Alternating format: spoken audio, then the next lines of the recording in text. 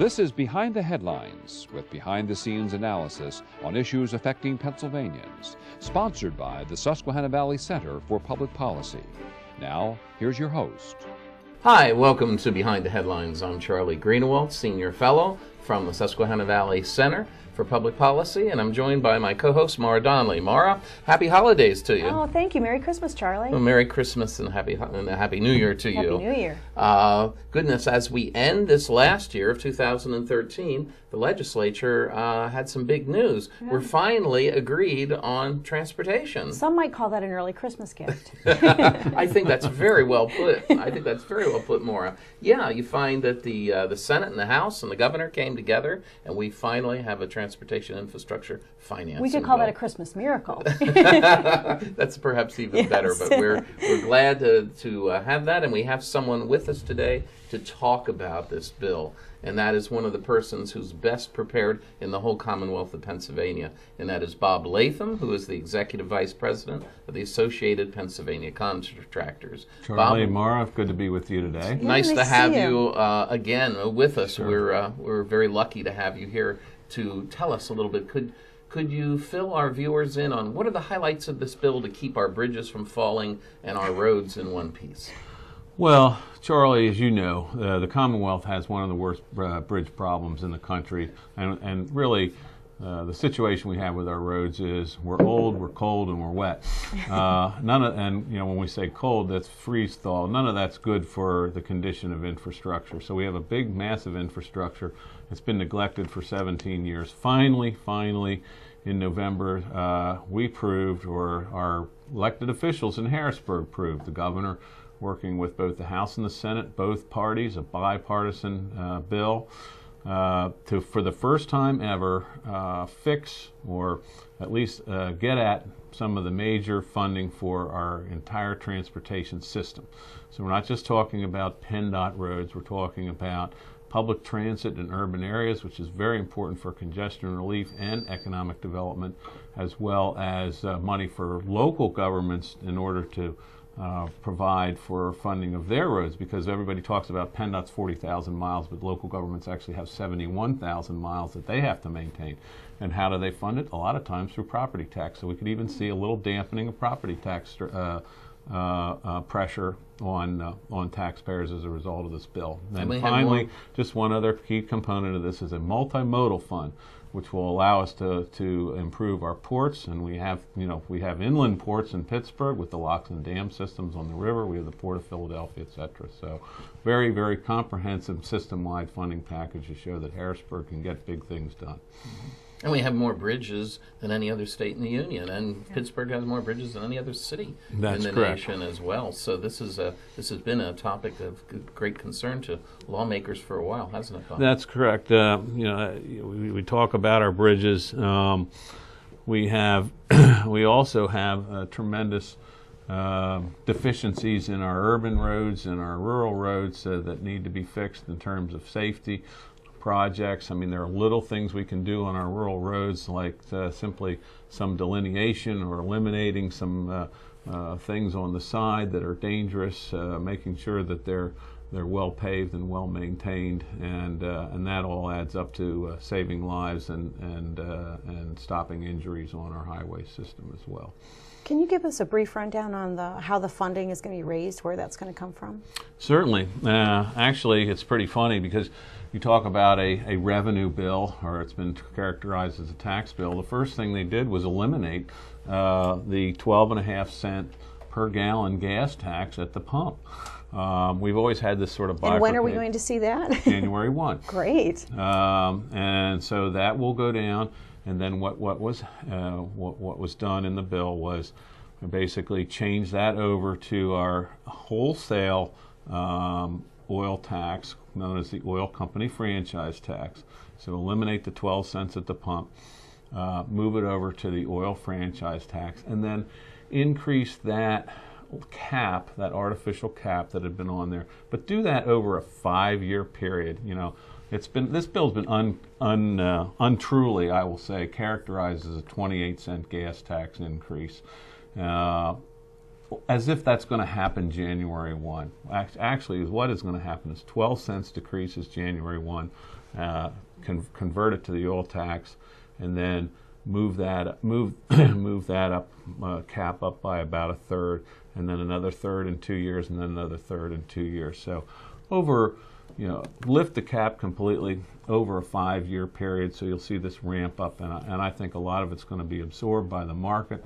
Oil prices, gas prices at the pump fluctuate as much as 20-30 cents a gallon on a weekly basis, and I don't think that motorists are going to see a huge impact as a result of this. But what they will see are tremendous benefits to the highway system and the economy of Pennsylvania. Well, the system has been so underfunded over the last 17 years since the last time we've done a comprehensive bill. Your members and everyone in this industry has had to really work hard to improve efficiencies and to do more with less.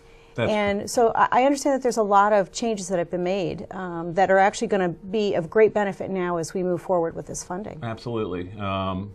In 2011, Governor Corbett created the Transportation Funding Advisory Commission. And I was a member of that. We were charged with looking at ways that we could fund the transportation system going forward. That was a threefold effort. I mean, one was really to identify the total need. The other one was to look at revenues. But the more important one, the one that got started by PennDOT earlier on, is how can they be more efficient? How can the department be more efficient? So they've implemented a couple of things. They're looking at coordinating signalization with local governments, traffic signals, and that sort of thing. That'll really help speed traffic flow through areas. They're coordinating more snow removal and that sort of thing with the Pennsylvania Turnpike Commission, so you don't Which we really need right now. Because they both have equipment and they have manpower, but this way they can kind of coordinate where it goes. Those are just a couple of examples.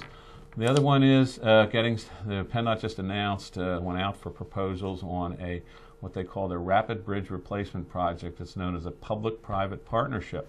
So they're inviting teams to come in, and there will be a financing component of this, and they will be able to knock out about 500 bridges in 3 years with this new public. How many was that? 500 Wow. in a 3-year period. And the successful consortium or team, if you will also have to bring money to the table. They'll finance it up front and then get paid on the back end. So it won't incur debt to the Commonwealth, and it'll allow more projects to get done. So and use the efficiencies and the finances of the private sector in order to be more efficient for PennDOT. Wow. Does this bill, Bob, override or supersede then some of the provisions that were set up several years ago in Act 44? Of course, Act 44 was passed under the Rendell administration, and everyone looked to it at that time as the answer to our transportation infrastructure financing problems. And of course, the federal government didn't cooperate. Neither the Bush administration, the USDOT, United States Department of Transportation, or the Obama administration under their USDOT administration. Neither one of them approved the tolling of Route I-80. Right. Yeah. And so that funding mechanism wasn't there, and the whole idea behind Act 44 fell apart, and all the onus of financing our transportation system has fallen on the backs of the Turnpike to some extent. To some extent, I think you're right, and with the failure to have that second component of tolling I-80, it put a lot of pressure on the Turnpike Commission, because they were having, their normal bond sales were then going to pay for public transit and also pay for PennDOT. There is a phase out of that over 8 years. That is in the bill. So up front, the Turnpike will still be funding the component from public transit, but they'll get some relief on the front end, and then this will be phased out over 8 years, so that will alleviate them of that problem, kind of undo that little glitch in Act 44 that was causing a lot of pressure on the Commission's bond sales. Yeah. Well, I think it's important for our viewers to be very aware as they're sitting and waiting in traffic in the next several years that this was really a lot more than just raising revenue, and that there were big safety concerns across the state in our transportation system. And so what would you like to tell the viewers who might get a little frustrated over the next few years? We can't sugarcoat that. It's all good. Well, one thing I can tell you is that a number of the thousands of bridges over the next 5 to 10 years that would be closed or posted, not available for fire trucks, for example, not available for commercial vehicles that would have had school buses would have and that's a very good point on the safety aspect. When you look at some of these rural bridges and suburban bridges and that sort of thing, your children will not be on the school bus as long as they might have been if these bridges were restricted for buses. Fire trucks might have had to go circuitous routes to get around to a fire. We have several examples of those around the state.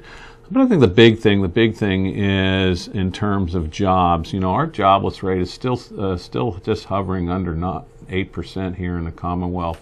And if we want to move the Commonwealth forward as an economic engine, we really need to have infrastructure. And this is not just me as a representative of the construction industry saying this. The National Association of Manufacturers has come out very strongly, and I might say the Pennsylvania Manufacturers Association as well on this issue. But the NAM came out basically saying you cannot support manufacturing, and manufacturing can't flourish if we can't get people to our factories, and that requires public transit in a lot of instances, and we can't get goods out of our factories and to market.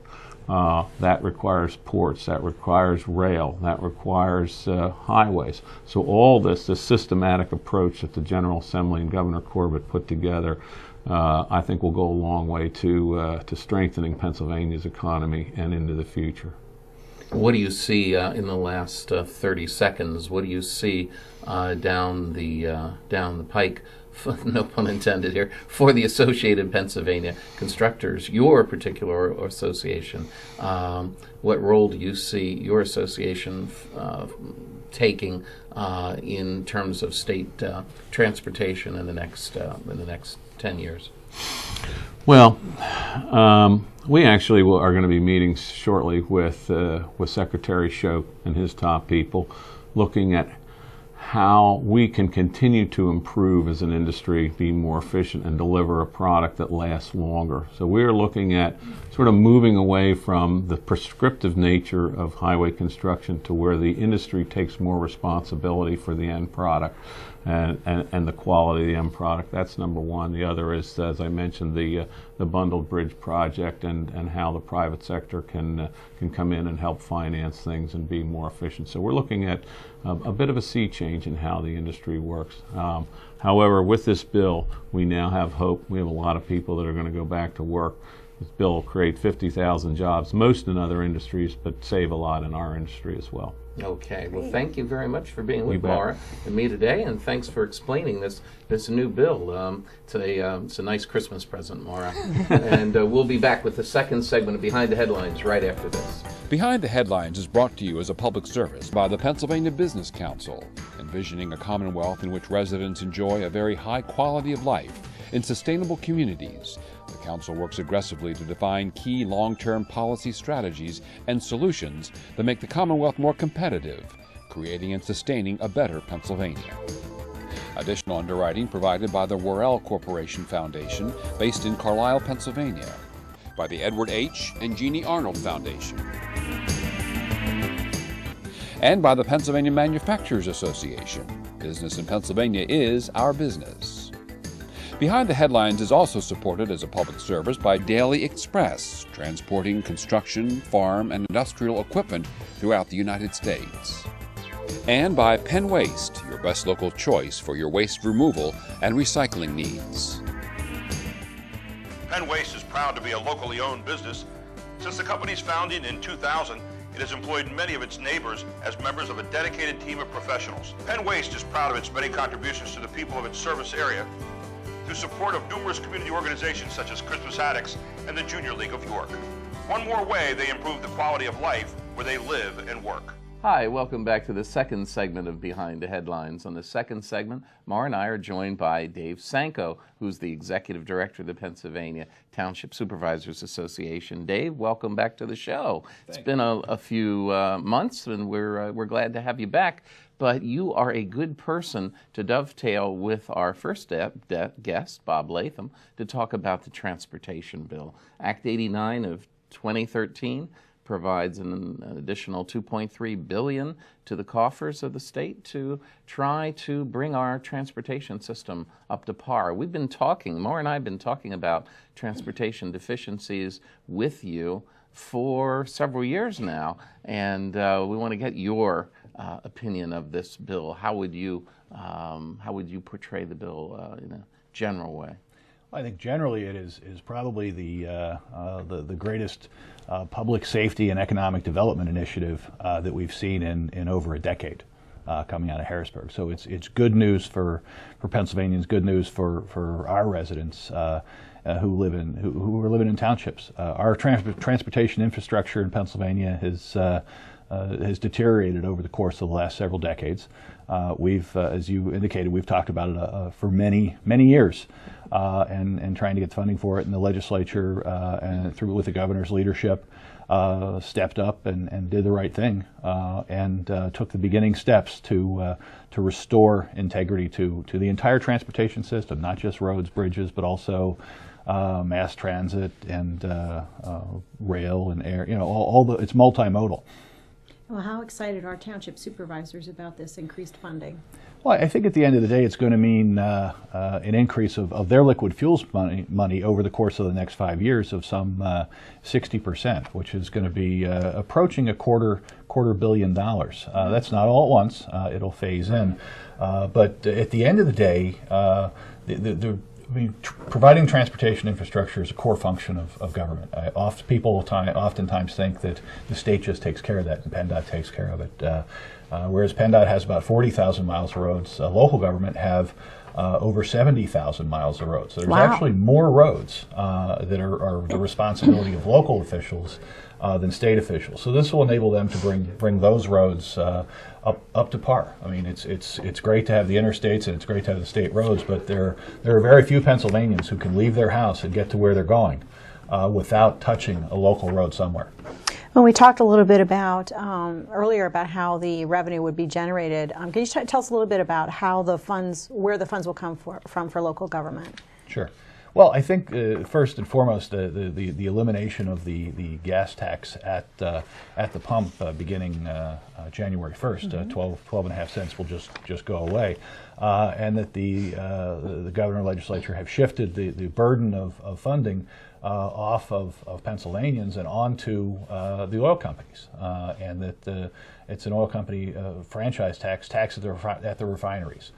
So we'll see that they'll begin to make the payments for the transportation infrastructure, and from a local government perspective, it'll funnel out through the liquid fuels allocations, which is a formula that's based on the number of road miles you have and your population from the most recent census. And the important part of doing this is that these roads have to be maintained whether they had done Act 89 or not. So by doing this, this new funding will alleviate the need for property tax increases. Had they not done this funding, it is likely that everybody would have had to pay higher property taxes to get the roads in shape. Wow. Now, the townships are going to have to stretch these dollars. What other issues were addressed in this funding bill, Dave, that will help the townships do that? Well, I think, you're right. I mean, they're going to have to stretch the dollars. It's a good start. The Transportation Funding Advisory Commission said we had a $3.5 billion shortfall in terms of unmet need. This provides about $2.3 billion, so it's still not going to fix everything. But there were some helpful steps from bridge bundling to coordinated programs on traffic signalization, but also a long-awaited first change in 50 years on prevailing wage formulas and changing the threshold for prevailing wage only for roads and bridge projects at this point, and only to 100,000. So it didn't catch up with what the inflationary request would have been at 189, but it'll be a big help. How soon do you think we'll see some improvements begin? Has there been any projections about when we'll start to see all this? Oh, I think you'll start seeing some of the improvements in the very next construction season, as soon as the spring fall comes. As soon as the snows are gone. So when the snows are gone, and I think PennDOT will engage and begin doing a lot of their projects. From a local perspective, local governments are not going to see the money. The tax will, or the fees will be increased and collected in 2014 and become available to local governments in 2015. Oh, so there's a little bit of a wait there. There's a little bit of a wait for them for basic projects, but for larger bridges that we may want to partner with the state in the bridge bundling program, those will be able to happen sooner. Well, you would think that the townships would be experts on stretching the dollar at this point, because there has been such limited funding. So this isn't anything new. I mean, this is a great increase, and even though they do have to stretch it, it's pretty significant for Pennsylvania. It is. They've been doing more with less for longer than anybody can remember, and they'll continue to do that for another year. But there's light at the end of the tunnel. Yeah. Well, you said at the outset that this is one of the biggest economic development changes or improvements in Pennsylvania. Tell us a little bit what you mean by that. Well, I think when businesses decide where they're going to locate, one of the things that they need and insist on is a transportation infrastructure, whether that's to get raw materials to their facility, or to get their finished product to market, or most importantly, getting employees to their facility. So this presents a wonderful economic development opportunity in that it allows for future job growth. And at the same time, we often don't talk about what the cost of doing nothing would have been. Had this not happened, businesses would have had extraordinary costs that would have been brought about through detours, which would have been passed on to consumers, and just a whole lot of bad things, both from an economic development and a public safety risk. Talk about the cost of doing nothing. We find that this is the first time in 2 decades that the Commonwealth has significantly increased transportation infrastructure financing, and meanwhile the costs of all these projects have increased significantly, haven't they, Dave? Oh, they have. Construction costs have gone up. Raw materials, supplies have gone up. So as we've seen funding be relatively flat, or in the case of local government, liquid fuels funding actually declining over the last several years because of increased fuel efficiency coming off the cars.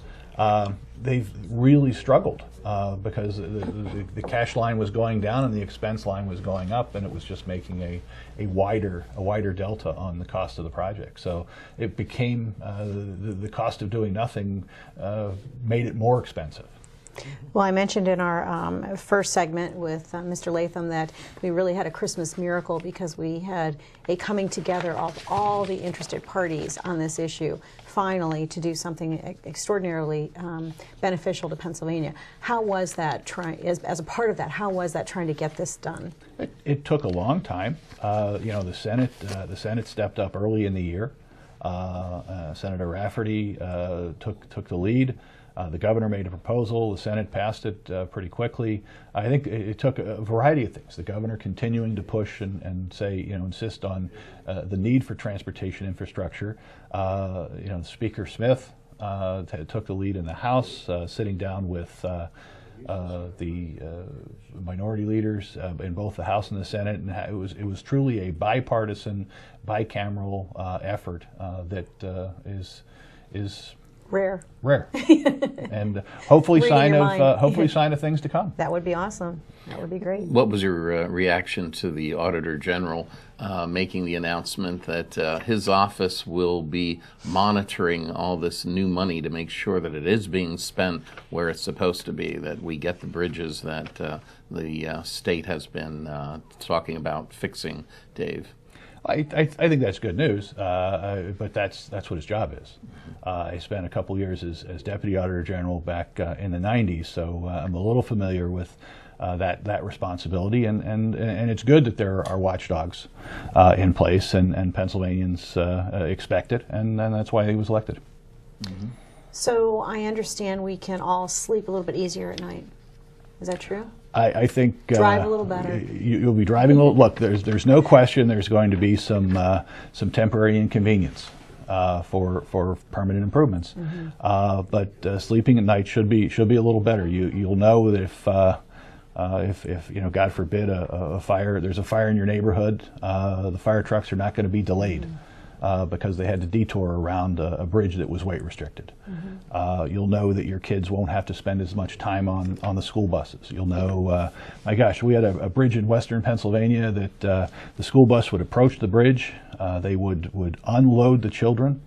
And drive the bus across the bridge, empty? And then walk empty without kids, and then walk the kids across the bridge and put them back on the bus. That's crazy. Because the weight of the bus with the children was over the limit, and that's you know, just unacceptable from a public safety perspective, and from a parent perspective. Well, I understand that they are going to try to. There is some formula in place now to sort of lift some of those weight restrictions if they are going to be.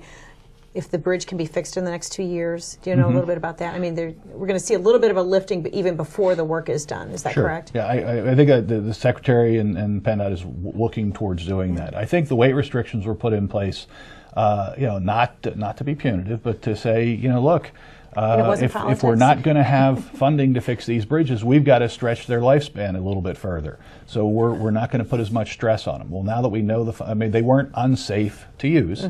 I mean, if they're unsafe, they were closed. But we have more structurally deficient bridges in Pennsylvania than any other state in the country. And again, structurally deficient doesn't mean unsafe. It just means you have to take special precautions to make their life last longer. Oh, that makes sense. Dave, in the last 30 seconds, 2014 is upon us. What is your association's main goal in 2014? 30 seconds. Well, getting ready to help make sure the transportation infrastructure is in place, but as we look also to try and continue to provide quality service at an affordable price and get the best deal for taxpayers. Okay, well, you've heard it here.